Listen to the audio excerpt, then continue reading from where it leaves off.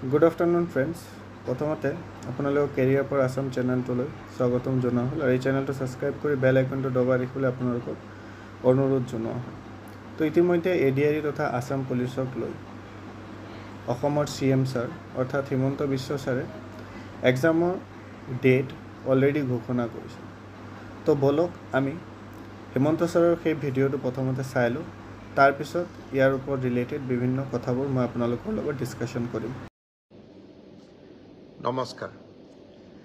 ৰাজ্যৰ বান পৰিস্থিতি লাহে লাহে উন্নত হৈছে। ডিব্ৰুগড়ত জলপৃষ্ঠৰ সামান্য বিপদসীমাৰ ওপৰত আছে যদিও আন গোটেইবোৰ অঞ্চলতে ব্ৰহ্মপুত্ৰৰ পানী লাহে লাহে কমিবলৈ আৰম্ভ কৰিছে। বুঢ়ীদিহিং নদীৰ পানীও কমিবলৈ আৰম্ভ কৰিছে। মই আশা কৰোঁ অহা 2-3 দিনৰ ভিতৰত বান পৰিস্থিতি আৰু অধিক উন্নত হ'ব। লাহে লাহে ৰাইজ আশ্ৰয় শিবিৰৰ পৰা ঘৰলৈ উভতি যাব পাৰিব। অহা বুধবাৰে আমাৰ চৰকাৰৰ কেবিনেট বৈঠক অনুষ্ঠিত হ'ব। আমাৰ মন্ত্ৰীসকল বিভিন্ন জিলালৈ গৈছিল বান সাহায্যত সহায় কৰিবৰ বাবে। মই এইবাৰ তেখেতসকলক আকৌ এবাৰ জিলা সদৰসমূহলৈকে বা বান ক্ষতিগ্ৰস্ত অঞ্চলসমূহলৈকে পঠিয়াম, যাতে বানৰ পিছত পুনৰ সংস্থাপনৰ ক্ষেত্ৰত আমি কাম কৰিব পাৰোঁ। বিশেষকৈ যিসকল ছাত্ৰ ছাত্ৰীৰ কিতাপ পত্ৰ নষ্ট হ'ল, যিসকলৰ ঘৰ বা গৃহ তেওঁলোকে হেৰুৱাবলগীয়া হ'ল বা ঘৰ আদিত বিস্তৰ ক্ষতি হ'ল, আৰু যিসকলৰ পশুধন হেৰাই গ'ল, এই ধৰণে যিসকল বিভিন্ন দিশত বানৰ দ্বাৰা ক্ষতিগ্ৰস্ত হ'ল, তেওঁলোকক যাতে আগষ্ট মাহৰ 15 তাৰিখৰ আগতেই আমি সহায় কৰিব পাৰোঁ, তাৰ বাবে আমি আকৌ এটা প্ৰচেষ্টা চলাম। আৰু সেইকাৰণে আমাৰ মন্ত্ৰীসকলক পুনৰ এবাৰ জিলা সদৰসমূহলৈকে মই পঠিয়াম, বান ক্ষতিগ্ৰস্ত অঞ্চলসমূহলৈকে মই পঠিয়াম, যাতে DC সকলে, জিলা আয়ুক্তসকলে খুব ক্ষীপ্ৰ গতিত কাম কৰিবলৈ প্ৰেৰণা পায়। আমি যাতে ক'তো শ্ল' হৈ নাযাওঁ, আমি যাতে বানপানীৰ পৰিৱেশ উন্নত হোৱাৰ পিছতো দুৰ্ভগীয়া ৰাইজক মনত ৰাখোঁ আৰু দুৰ্ভগীয়া ৰাইজৰ বাবে আমি সেৱা আগবঢ়াব পাৰোঁ। গুৱাহাটীৰ দুৰ্ভগীয়া শিশু অবিনাশৰ বিষয়ে সমগ্ৰ অসমবাসী এতিয়া অৱগত। যোৱাকালি আমাৰ SDRF, NDRFৰ প্ৰচেষ্টাত গুৱাহাটীৰ আমি অবিনাশৰ মৃতদেহ এটা নলাত ৰাজগড়ৰ ওচৰত এটা নলাত বিচাৰি পাওঁ। পোষ্টমৰ্টেমৰ পিছত সন্তানটিক বা শিশুটিক সৎকাৰ কৰা হয়। মাক দেউতাক দুখত ভাগি পৰে। আজি মাক দেউতাকক মাত লগাবৰ বাবে মই অবিনাশৰ ঘৰলৈ গৈছিলোঁ। অকণমান চৰকাৰৰ পৰা সহায় কৰাৰো চেষ্টা কৰিছিলোঁ, কিন্তু আটাইতকৈ এইটোৱে চেষ্টা কৰিছিলোঁ যাতে এই দুখৰ দিনত অবিনাশৰ পিতৃ মাতৃৰ কাষত আমি থিয় হ'ব পাৰোঁ। স্থানীয় ৰাইজেও অবিনাশৰ পিতৃ মাতৃক যথেষ্ট সান্তনা দিছে। ময়ো তেখেতসকলৰ লগতে অবিনাশৰ ঘৰলৈ গৈ পিতৃ মাতৃক সান্তনা দিলোঁ। ভৱিষ্যতেও পিতৃ মাতৃক যি পাৰোঁ সহায় কৰাৰ কাৰণে প্ৰচেষ্টা অব্যাহত ৰাখিম। বানপানীৰ সাহায্য অভিযানৰ লগে লগে চৰকাৰখনৰ আন কামবিলাকো যাতে সমান্তৰালভাৱে চলাই ৰাখিব পাৰোঁ, তাৰ বাবে আজি মই নিযুক্তি সম্পৰ্কীয় কেইবাখনো গুৰুত্বপূৰ্ণ বৈঠকত অংশগ্ৰহণ কৰিছিলোঁ। য'তেই মই যাওঁ তাতেই আমাৰ আৰক্ষীত আবেদন কৰা ল'ৰা ছোৱালীসকলে মোক সুধি থাকে যে দাদা, মামা, পুলিচৰ ফিজিকেল ইণ্টাৰভিউ কেতিয়াৰ পৰা আৰম্ভ হ'ব। আমি অসম পুলিচত 6,434টা পোষ্টৰ বাবে আবেদনৰ প্ৰক্ৰিয়া আৰম্ভ কৰিছিলোঁ আৰু আজি আমি সিদ্ধান্ত ললো যে অহা 3 অক্টোবৰৰ পৰা পুলিচৰ ফিজিকেল টেষ্টসমূহ আৰম্ভ হ'ব। গতিকে মই সকলোকে অনুৰোধ কৰিম যে বানপানীৰ যেতিয়াই পানী শুকাব আমাৰ খেলপথাৰসমূহ মুকলি হ'ব, আমি দৌৰা প্ৰেক্টিছ আৰম্ভ কৰিব লাগে, কাৰণ 3 অক্টোবৰৰ পৰা অসম আৰক্ষীৰ ফিজিকেল টেষ্ট আৰম্ভ হ'ব। মোৰ লক্ষ্য হৈছে যে ফিজিকেল টেষ্ট, ৰিটেন আৰু ভাইভা তিনিওটা প্ৰক্ৰিয়া সম্পূৰ্ণ কৰি এই বিত্তীয় বৰ্ষতে আমি যাতে এই 6,434টা পদ ভৰ্তি কৰিব পাৰোঁ, এটা সুন্দৰ নিযুক্তি প্ৰক্ৰিয়াৰ মাজেৰে ল'ৰা ছোৱালীক নিযুক্তি দিব পাৰোঁ আৰু তাৰ লগে লগে 2025 চনৰ বাবে আকৌ এবাৰ নিযুক্তি প্ৰক্ৰিয়া আমি যাতে আৰম্ভ কৰিব পাৰোঁ। বিভিন্ন স্থানত গ'লে ছাত্ৰ ছাত্ৰীসকলে এডিআৰইৰ পৰীক্ষাসমূহ কেতিয়াও অনুষ্ঠিত হ'ব সেই বিষয়েও মোক প্ৰশ্ন কৰে। আজি আমি সেই বিষয়েও এখন বৈঠক কৰিছিলোঁ। এডিআৰইৰ আসাম ডিৰেক্ট ৰিক্ৰুটমেণ্ট এক্সামিনেশ্যন, যাক আমি চমুকৈ এডিআৰই বুলি কওঁ, এডিআৰইৰ গ্ৰেড 3 পোষ্টসমূহৰ পৰীক্ষা 15, 22 আৰু 29 ছেপ্টেম্বৰত অনুষ্ঠিত হ'ব। মই আকৌ এবাৰ কৈছোঁ যে গ্ৰেড 3 পোষ্টসমূহৰ বাবে ইণ্টাৰভিউ 15, 22 আৰু 29 ছেপ্টেম্বৰত অনুষ্ঠিত হ'ব। এই পৰীক্ষা এইবাৰ লোকসেৱা আয়োগে পতা পৰীক্ষাৰ আৰ্হিত হ'ব। প্ৰথমতে প্ৰিলিমিনাৰী পৰীক্ষা হ'ব, তাৰ পিছত মেইনছ হ'ব আৰু মেইনছৰ পিছত আমি ভাইভা প্ৰক্ৰিয়াৰ মাজেৰে আমি সমগ্ৰ ইণ্টাৰভিউ প্ৰক্ৰিয়াটো সমাপ্ত কৰিম। প্ৰিলিমছ এক্সাম তৃতীয় শ্ৰেণীৰ পদসমূহৰ বাবে 15, 22 আৰু 29 ছেপ্টেম্বৰত অনুষ্ঠিত হ'ব। আজি আমি জুলাই মাহত আছোঁ। মই আশা কৰিম যে আমাৰ শিক্ষাৰ্থীসকলে, চাকৰি প্ৰাৰ্থীসকলে যাতে পঢ়া শুনা আৰম্ভ কৰে। ঠিক সেইধৰণে চতুৰ্থ শ্ৰেণীৰ বাবেও আমি একেটাই ব্যৱস্থা হাতত ল'ম। প্ৰথমতে প্ৰিলিমছ, তাৰপিছত মেইনছ আৰু তাৰপিছত ভাইভা ভচি। গ্ৰেড 4 বা চতুৰ্থ শ্ৰেণীৰ পদৰো প্ৰিলিমছ 20 আৰু 27 অক্টোবৰত অনুষ্ঠিত হ'ব।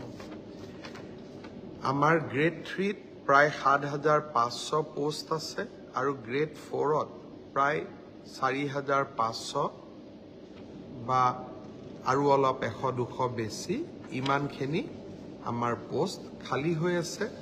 এটা স্বচ্ছ নিযুক্তি প্ৰক্ৰিয়াৰ মাজেৰে আমি এই পদখিনি পূৰণ কৰিম। এলিমেণ্টাৰী এডুকেশ্যন প্ৰাথমিক শিক্ষা বিভাগৰ শিক্ষকসকলৰ নিযুক্তিৰ প্ৰক্ৰিয়াও খুব সোনকালে আৰম্ভ হ'ব।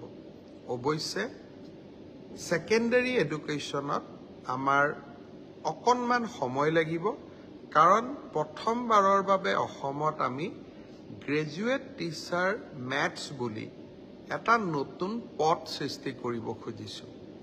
আমাৰ স্কুলবিলাকত, হাইস্কুলবিলাকত ইমান দিনে গ্ৰেজুৱেট টিচাৰ ছায়েন্স আছিলে, মেথছৰ বাবে সুকীয়া শিক্ষক নাছিলে। যোৱা কালি শিক্ষা বিভাগৰ লগত মই বহুত দেৰি বহিছিলোঁ আৰু আমি এটা সিদ্ধান্ত লৈছোঁ যে আমাৰ হাইস্কুলবিলাকত গ্ৰেজুৱেট টিচাৰ মেথছ বুলি এটা সুকীয়া পদ হ'ব লাগে, যাতে গণিতৰ ওপৰত আমি একোজন শিক্ষক নিযুক্তি দিব পাৰোঁ। গণিতৰ শিক্ষক নোহোৱা বাবে আমাৰ স্কুলসমূহত শিক্ষা ব্যৱস্থাত বহুত জটি পৰে। শিক্ষা বিভাগে কেইবা হাজাৰো, বিশেষকৈ প্ৰথম অৱস্থাত প্ৰায় 2000 গণিত শিক্ষকৰ পদ সৃষ্টি কৰিব লাগিব। সেয়েহে মাধ্যমিক শিক্ষকৰ নিযুক্তি প্ৰক্ৰিয়াটো এমাহ বা দুমাহ পিছত আমি আৰম্ভ কৰিম সেই হলেও মোৰ লক্ষ্য যে এই গোটেই পোষ্টখিনি গ্ৰেড 3 7,600 গ্ৰেড 4 5,000 পুলিচত 6,434 এলিমেণ্টাৰী এডুকেশ্যনত 5,550 গৰাকী শিক্ষক সেকেন্ডাৰী এডুকেশ্যনতো প্ৰায় 8,000 শিক্ষক এই গোটেই অৰ্থাৎ প্ৰায় 35,000 নিযুক্তি আমি মাৰ্চ মাহ বা এপ্ৰিল বিশেষকৈ বহাগ বিহুৰ আগতে আমি শেষ কৰিব খুজিছো ছাত্ৰ ছাত্ৰীসকল যুৱক যুৱতীসকল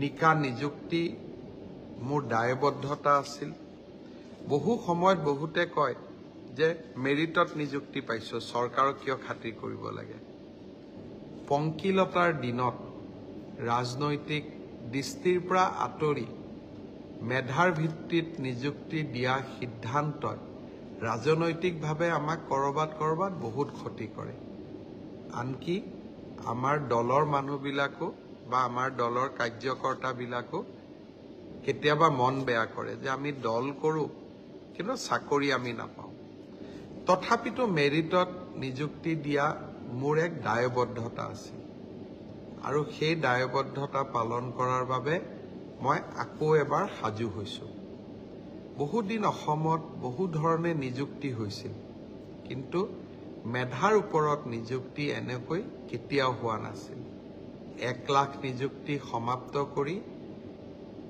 নিৰ্বাচনী সভাবিলাকত মই যি ধৰণে প্ৰতিশ্ৰুতি দিছিলো যে মই আৰু 50,000 নিযুক্তিৰ ব্যৱস্থা কৰিম তাৰ প্ৰতি ধাৱমান হৈছো আজিৰ পৰা সেই প্ৰক্ৰিয়া আৰম্ভ হ'ল সকলোকে বহুত শুভেচ্ছা জনাইছো ভালকৈ পঢ়িব লাগে আৰু দেউতা মাৰ লগতে সকলোৰে সুনাম বৃদ্ধি কৰিব লাগে ইমানতে মই সামৰণি মাৰিম যোৱাকালি পলাশবাৰীতো গৈছিলো বানপানীত ক্ষতিগ্ৰস্ত লোকৰ খবৰ লবৰ বাবে আজি গুৱাহাটীৰ বাহিৰত যোৱা হোৱা নাই কাৰণ অবিনাশৰ ঘৰত যাব পাৰি এইবাৰ আমাৰ ৰাজ্যখনত আমি মহাবিদ্যালয়সমূহত 1 লাখতকৈ অধিক ছাত্ৰ ছাত্ৰী বিনামূলীয়া নামভৰ্তি কৰিছো অৱশ্যে মোৰ ওচৰত অভিযোগ আছে দুই এখন কলেজে 650 টকাকৈ ছাত্ৰ ছাত্ৰীসকলৰ পৰা নামভৰ্তিৰ সময়ত লৈছিলে অহা পৰহি 10 তাৰিখে মহাবিদ্যালয়সমূহক নামভৰ্তি বিনামূলীয়া কৰাৰ বাবে তেওঁলোকৰ যিমান ক্ষতি হ'ল সেই সমুদায় টকা আমি মহাবিদ্যালয়সমূহক উভতাই দিম প্ৰায় 60 কোটি টকা সেইদিনাখনে মই মহাবিদ্যালয়ৰ অধ্যক্ষসকলক অনুৰোধ কৰিম যে আমি নামভৰ্তিৰ সময়ত 600 টকাকৈ লোৱাৰ যি অভিযোগ আছে সেই অভিযোগবিলাক যাতে মিছা বুলি প্ৰমাণ কৰি অসত্য বুলি প্ৰমাণ কৰি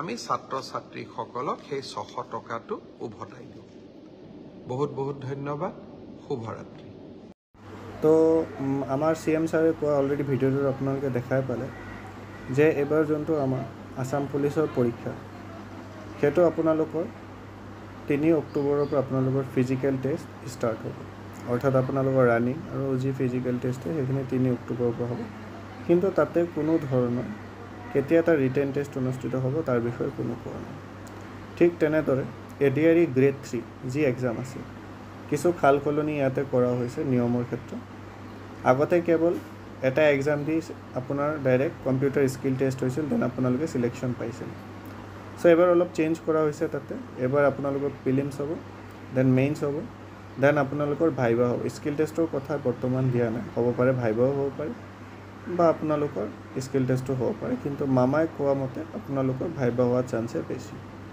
তো APSC যোনটো আমাৰ ফলো কৰে ৰুলটো সেইটোৱে হ'ব আৰু তাতো প্ৰায় আমি 7,500 পোষ্ট দেখিবলৈ পাইছোঁ সো তেনেকুৱা ধৰণে হ'ব ঠিক তেনেদৰে আপোনালোকৰ যোনটো গ্ৰেড 3 গ্ৰেড 4 যোনটো এক্সাম আছিল য'ত প্ৰায় 4,500 প্লাছ ভেকেঞ্চিজ আছিল তাৰো কথা কোৱা হৈছে কেনেকৈ এক্সামটো হ'ব আৰু গ্ৰেড 3 যোনটো এক্সাম হ'ব সেইটো হ'ব আপোনালোকৰ ছেপ্টেম্বৰৰ 15 তাৰিখে এটা ছেপ্টেম্বৰৰ 22 তাৰিখে আৰু ছেপ্টেম্বৰৰ 29 তাৰিখে দ্যাট মিন্স 3টা ডেটত আপোনালোকৰ এক্সাম হ'ব ঠিক তেনেদৰে গ্ৰেড 4ৰ যোনটো এক্সাম হ'ব সেইটো অলৰেডি আপোনালোকৰ ডেটটো দি দিয়া হৈছে চ' হেমন্ত ছাৰে অলৰেডি ক'লে সেইটো ডেটটো কেতিয়া হয় আৰু এই এক্সামবিলাকত বৰ্তমান আমি নতুন ৰুল যোনটো দেখা পাইছোঁ সেইটো APSC নেচাৰৰ আগত কিন্তু আমি তেনেকুৱা ধৰণৰ কোনো ৰুল আমি দেখা পোৱা নাছিলোঁ কিন্তু এইবাৰ যিহেতু আমাৰ সকলো কেণ্ডিডেটৰ বাবে যিহেতু ময়ো ইয়াৰ এটা কেণ্ডিডেট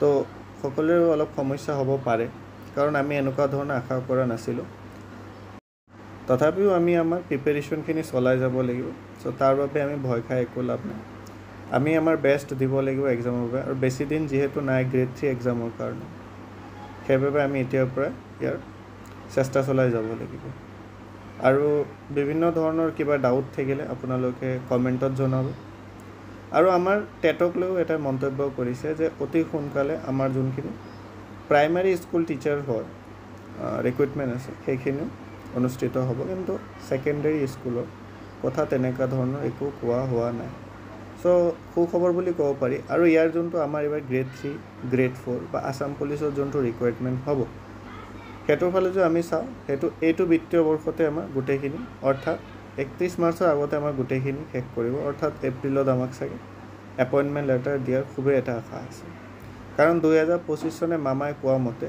আৰু বহুতো পোষ্ট আহিব চ' সেইখিনিও ফিল কৰিব লাগিব চ' তাৰো এটা নিযুক্তি প্ৰক্ৰিয়া সম্পন্ন হ'ব চ' এইখিনি আছিল আজিৰ ভিডিঅ'টো আশা কৰোঁ আপোনালোকৰ ভিডিঅ'টো ভাল লাগিছে আৰু চেনেলটোক ছাবস্ক্ৰাইব কৰি বেল আইকনটো দবাই ৰাখিব আৰু যাতে আগন্তুক দিনত তেনেধৰণৰ ভিডিঅ'বিলাকৰ ন'টিফিকেশ্যন আপোনালোকে পাই থাকে ধন্যবাদ